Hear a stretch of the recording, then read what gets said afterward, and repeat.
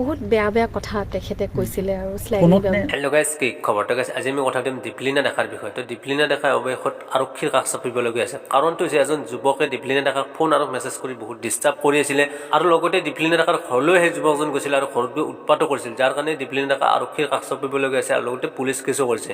তো দীপলিনা ডেকাই ইয়াৰ বিষয়ে সাংবাদিকৰ লগত কি কৈছিলে সৰু ভিডিঅ' ক্লিপ আমি চাই লওঁ।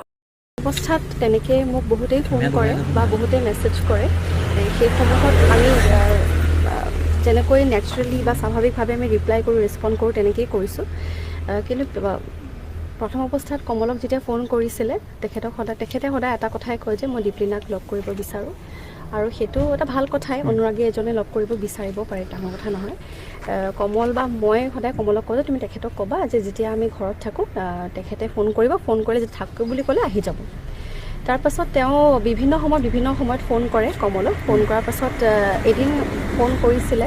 ফোন কৰোঁতে তেওঁ বুজাইছে যে এতিয়া দীপলিনা নাই, আপুনি গৈ লাভ নহ'ব। কিন্তু সেই ক্ষেত্ৰত এটা বহুত ডাঙৰ তৰ্কাতৰ্কি চলিছিলে অ'ভাৰ ফোন, সেইটো মই নিজেও সাক্ষী আছিলোঁ। সেই বহুত বেয়া বেয়া কথা তেখেতে কৈছিলে আৰু ফোনত শ্লেং ব্যৱহাৰ কৰিছিলে, আৰু সেইটো বাৰু থাকি গ'ল আৰু তেনেকৈ আমাৰ ডিল কৰি থাকিবলগীয়া হয় কেতিয়াবা। কিন্তু পিছ মুহূৰ্তত মই এটা ফোন কল, তেতিয়া আমি বৰপেটাত আছিলোঁ। কিমান দিনৰ কাহিনী বাৰু? এইটো এমাহ আগৰ। মায়ে ফোন কৰিছে যে পৰি এনেকৈ মানুহ দুজন আহিছে। তেতিয়া আমি গম পালোঁ যে তেওঁলোক যদিও গম পালে যে মই নাই, তথাপিও তেওঁলোক গৈছে। ঠিক আছে, একো নাই।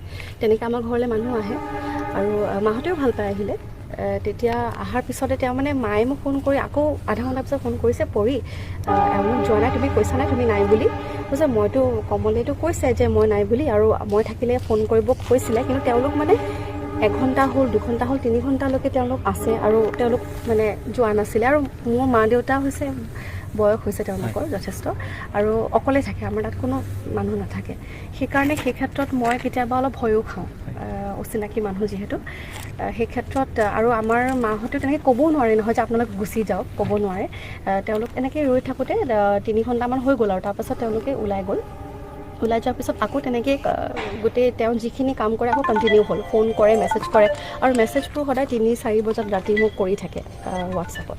কৰি আৰু মেছেজত অদ্ভুত কিছুমান কথা কৈ থাকে, ইমেজিনেৰী কথা কৈ থাকে, কিবা ডাঙৰ পেৰেগ্ৰাফত। মই সেইবোৰ কথা এতিয়া ৰাজহুৱাকৈ ক'ব নোৱাৰিম বাৰু।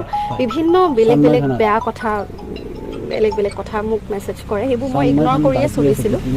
তাৰপিছত হঠাৎ আজি মই এইকাৰণে আহিবলগীয়াত পৰিলোঁ, কাৰণ আজি কথাটো এক্সট্ৰিম হৈ গ'ল। তেওঁ 2-3 দিন আমাৰ ঘৰলৈ আহিছে মই নথকাৰ অৱস্থাত, আৰু আজি তাৰমানে আকৌ আহিছে। আজি অহাটো ৰাতিপুৱা আৰ্লি মৰ্ণিং 5:30 বজাতে আহিছে।